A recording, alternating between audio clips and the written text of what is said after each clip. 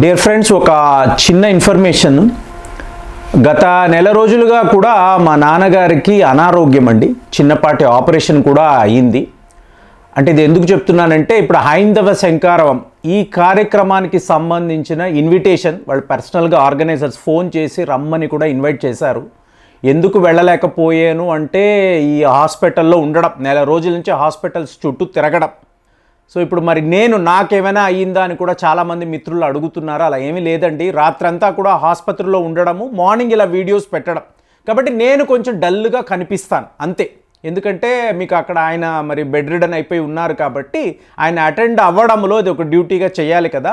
So కాబట్టే నేను ఈ ప్రోగ్రామ్ చేయలేకపోయాను. వెళ్ళాలనే అనిపించింది, టీంతో వెళదాం అనుకున్నాం కానీ కుదరలేదు. అందువల్లే ఆ ప్రోగ్రామ్ చేయలేదు, వేరే ఏ రకంగా లేదు. మెయిన్ స్ట్రీమ్ మీడియా కూడా అద్భుతమైన కవరేజ్ ఇచ్చింది.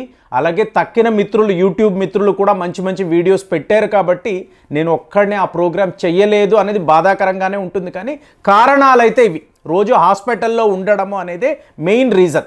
సో ఇప్పుడు మీకు పాకిస్తాన్కి సంబంధించిన వీడియో.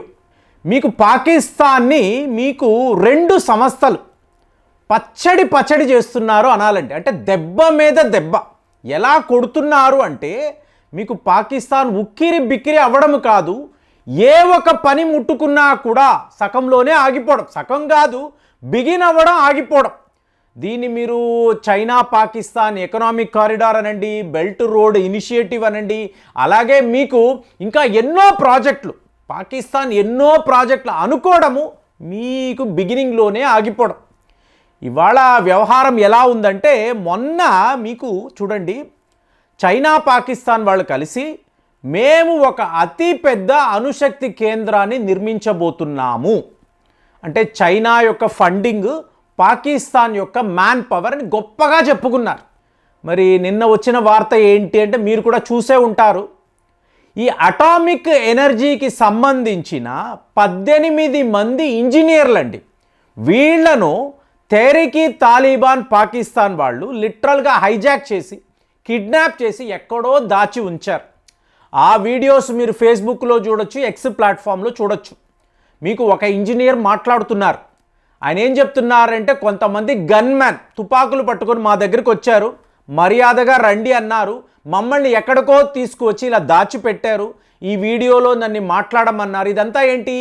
ఆయన పష్తూన్ భాషలో మాట్లాడుతున్నాడు, ఆఫ్ఘనిస్తాన్ సరిహద్దుల్లో మాట్లాడే ఒక భాష. సో ఈ పష్తూన్ భాషలో మాట్లాడడంతో మనకేం అర్థం కాదు, కానీ అక్కడ ఎటువంటి వర్క్స్ జరగడము లేదు. అంటే వీళ్ళు పాకిస్తాన్ చైనా అనుకోవడము, ఇమీడియట్గా మీకు తెహ్రీక్ తాలిబాన్ వాళ్ళు ఆపేయడం.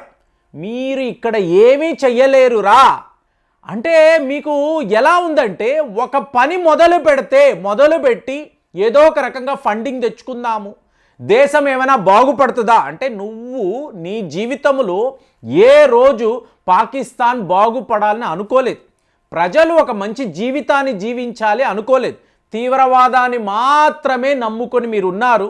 ఇవాళ ఆ తీవ్రవాదులు, మీరు పెంచి పోషించిన తీవ్రవాదులు మిమ్మల్ని ఎలా దెబ్బ కొడుతున్నారు అంటే మీరు ఊహించలేకపోతున్నారు. సరే, వీడు మునిగిపోతున్నాడా అంటే, వీడితో పాటు చైనా వాడు కూడా ఎన్ని ప్రాజెక్టులు చేసినా మధ్యలోనే ఆగిపోవడము. ఇది చైనాకు ఎక్కడ లేని ఫ్రస్ట్రేషన్ అండి. సో ఇప్పుడు 18 మంది ఇలా న్యూక్లియర్ ఇంజనీర్లు వీళ్ళని ఇలా కిడ్నాప్ చేయడంతో బలూచ్ లిబరేషన్ ఆర్మీ వాళ్ళు, తెహ్రీక్ తాలిబాన్ పాకిస్తాన్ వాళ్ళు క్లియర్గా చెప్తున్నారు, మీరు చెయ్యగలిగింది ఏమీ లేదు. మరి ఇప్పుడు ఏమైంది? ఇరు వర్గాలు కలిసి పాకిస్తాన్ని టార్గెట్ చేయడంతో పాకిస్తాన్లో ఉండే ఆల్మోస్ట్ 70% ఈ పొలిటీషియన్స్, ఇదంతా కూడా భారత్ చేస్తున్న పనే. మీకు ఈ రా ఏజెంట్లు పాకిస్తాన్లో యథేచ్ఛగా తిరుగుతున్నారు. అజిత్ దోవెల్ ప్లాన్ ప్రకారమే ఇదంతా జరుగుతుంది. వాళ్ళకి ఇవ్వాల్సిన ఫండింగ్ ఇచ్చి, ఆయుధాలు ఇచ్చి మన ప్రాజెక్టులను అంతా కూడా భారత్ ఆపేస్తుంది. కాబట్టి భారత్పై మనము ఒక జిహాద్ ప్రకటించాలి. జిహాద్ అంటే ఏంటి? హోలీ వార్, పవిత్ర యుద్ధము. సో పాకిస్తాన్ భారత్పై ఈ పవిత్ర యుద్ధాన్ని మొదలు పెట్టాలి. నీ దేశములో ఎక్కడ పవిత్రత ఉంది? నువ్వు పోషించిందల్లా తీవ్రవాదులనే కదా. తీవ్రవాదులందరూ కూడా పవిత్రమైన వాళ్ళ? నువ్వు ఆలోచించాలి. అంటే నీ డైరెక్షనే తప్పు. నువ్వు వెళ్ళే మార్గమే తప్పు. అప్పుడు నువ్వు చేస్తున్న పనులన్నీ కూడా ఇలాంటి రిజల్ట్సే ఇస్తాయి. సో ఇప్పుడు నెక్స్ట్ లెవెల్లో మీరు చూసారనుకోండి, 2021లో మీకు అమెరికా యొక్క సైన్యము ఆఫ్ఘనిస్తాన్ని విడిచిపెట్టి వెళ్ళిపోతున్నప్పుడు తాలిబాన్ ప్రభుత్వం వచ్చింది. సో భారత్ చాలా ప్రమాదంలో పడిపోయింది. ఇమ్రాన్ ఖాన్ గారు ఏమన్నారు, మా బానిస సంఖ్యలు తెగిపోయాయి అంటే అర్థం ఏంటి? తాలిబాన్ వాళ్ళ పాలన అన్నప్పుడు పాకిస్తాన్కి అనుకూలంగా ఉంటుంది, భారత్కి వ్యతిరేకంగా ఉంటుంది. ఈ తాలిబాన్ తీవ్రవాదులు అందరూ కూడా పీఓకేకి వస్తారు, అక్కడి నుంచి భారత్పై ఒక పోరు ప్రకటిస్తారు అని అనుకున్నారు. కానీ మన జియో పాలిటిక్స్ ఎంత స్ట్రాంగ్గా ఉంటుంది అంటే ఆఫ్ఘనిస్తాన్లో మంచి అంటూ జరిగింది. ఒక స్కూల్ నిర్మాణము, ఒక కాలేజ్, లేదా మీకు వాళ్ళకి కావలసిన ఒక ఇరిగేషన్ ప్రాజెక్టు, ఎటైనా చూడండి భారత్ యొక్క పెట్టుబడులే. మనము వాళ్ళు బాగుపడాలి అని కోరుకున్నాం. తీవ్రవాదానికి అతీతంగా ఆ దేశం ఎదగాలి. ఎందుకు? ఒకప్పుడు వీళ్ళందరూ కూడా మనతో ఉన్నవాళ్లే కాబట్టి. ఇప్పుడు కాందహార్ అంటే గాంధారమే కదండి. సో మన దేశానికి సంబంధించిన భూభాగాలు కాబట్టి ఎప్పుడూ కూడా ఆ బ్రదర్హుడ్ అనేది ఉంటుంది, బ్రదర్లీ థింకింగ్ అనేది ఉంటుంది. తరువాత వీళ్ళందరూ కన్వర్ట్ అయిపోయారు, ఇస్లాంలోకి వెళ్ళిపోయారు. అంతకుముందు వీళ్ళందరూ కూడా భారతీయులే, సింధు నది తీరంలో నివసించిన వాళ్లే కదా అని మనం ఆలోచిస్తాం. సో ఇదంతా ఇంత ఆలోచనలు పాకిస్తాన్ వాడికి లేదు. కానీ ఏం జరిగింది? ఇవాళ తెహ్రీక్-ఈ తాలిబాన్ పాకిస్తాన్ అంటే ఆఫ్ఘనిస్తాన్ నుంచి వెళ్ళిన ఈ పస్తూన్ యువకులు మీకు పాకిస్తాన్కి చుక్కలు చూపిస్తున్నారు. సరే, అక్కడితో వ్యవహారం అయిపోయిందా అంటే డైరెక్ట్గా ఆఫ్ఘనిస్తాన్ని పరిపాలిస్తున్న తాలిబాన్ వాళ్ళు కూడా 15,000 మంది సైనికులు లిటరల్గా పాకిస్తాన్ సరిహద్దుల్లోకి వచ్చి అక్కడ ఉండే ఆర్మీ వాళ్ళు, పాకిస్తాన్ సైనికులు వాళ్ళు పోస్టులను విడిచిపెట్టి పారిపోయే విధంగా, అంటే తాలిబాన్ వాళ్ళు ఆయుధాలతో వస్తున్నారు అంటే పాకిస్తాన్ ఆర్మీ వాళ్ళు అక్కడ ఎవరు నిలబడలేరండి. మీకు తరిమి కొట్టడం. ఎంతోమంది పాకిస్తాన్ ఆర్మీ జనరల్స్ను వీళ్ళు పట్టుకొని వాళ్ళను తీసుకువెళ్ళి బందీలుగా అక్కడ ఉంచడం, ఇన్ని జరుగుతున్నాయి. సో ఇప్పుడు పాకిస్తాన్ ఏం చెయ్యగలదు అంటే ఏమీ చెయ్యలేరు. మీకు బలూచిస్తాన్ వద్ద మీకు పాకిస్తాన్ ఆర్మీ సైనికుడు అంటూ కనిపిస్తే మీకు ఎక్కడ లేని దాడులండి.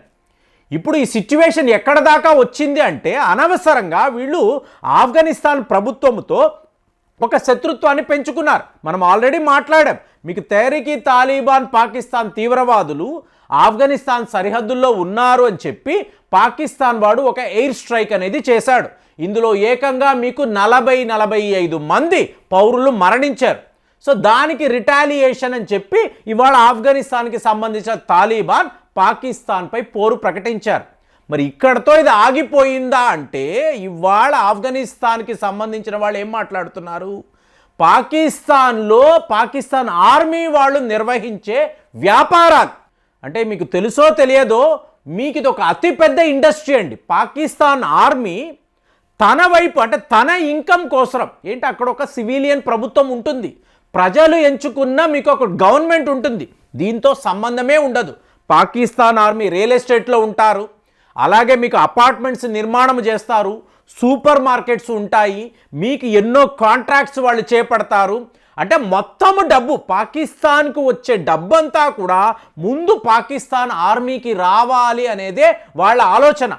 సో ఇలా ఉండడంతో పాకిస్తాన్ ఆర్మీ వల్లే ఆ దేశం ఇలా అయిపోయింది, వాళ్ళ వల్లే ఇన్ని సమస్యలు అని చెప్పి ఆఫ్ఘనిస్తాన్ తాలిబాన్, అలాగే Tehrik-e Taliban, Baloch liberation army, so ఈ ముగ్గురు కూడా ముందు పాకిస్తాన్ ఆర్మీని డెస్ట్రాయ్ చేసేస్తాము. సో ఇంతలో మీరు గమనించారనుకోండి, మీకు 2025లో ఛాంపియన్స్ ట్రోఫీ అండి, ఫిబ్రవరి నెల. సో భారత్కు సంబంధించిన మ్యాచ్లంతా వీళ్ళు ఏం చేస్తున్నారు, మీకు యూఏఈకి షిఫ్ట్ చేశారు. తక్కిన మ్యాచ్లు ఆడడానికి ఏ దేశానికి సంబంధించిన ప్లేయర్ రాగలడు? ఇంత భయంకరంగా ఉన్నప్పుడు ఇక్కడ మీరు ఛాంపియన్స్ ట్రోఫీ నిర్వహిస్తారా? సమస్యే లేదు. ఇక్కడ ఒక మ్యాచ్ కూడా జరగనివ్వము అని చెప్పి మళ్ళీ బలూచ్ లిబరేషన్ ఆర్మీ వాళ్ళు చెప్తున్నారు. ఆల్రెడీ 2009లో మీకు గుర్తుండే ఉంటుంది, శ్రీలంక టీంని తరిమి వాళ్ళ బస్సులను తరిమి ఈ తీవ్రవాదులు దాడులు చేశారు. ఇవాళ ఛాంపియన్స్ ట్రోఫీ జరిగితే ఇదే మీకు రిజల్ట్స్ ఉండబోతుందని చెప్తున్నారు. మరి పాకిస్తాన్ వాడికి ఈ రెవెన్యూ కూడా టోటల్గా ఆగిపోయింది అంటే వాడు ఏం చేస్తాడు? సో ఇది ఇప్పుడు సమస్య. మరి దీనికి ఏమైనా సొల్యూషన్ ఉందా? పాకిస్తాన్ వాడు సొల్యూషన్ వెతకగలడా లేదా పచ్చడి అయిపోతాడా? ఆలోచించి కామెంట్స్లో రాయండి. మళ్ళీ వచ్చే వీడియోలో కలుద్దాం. జై హింద్.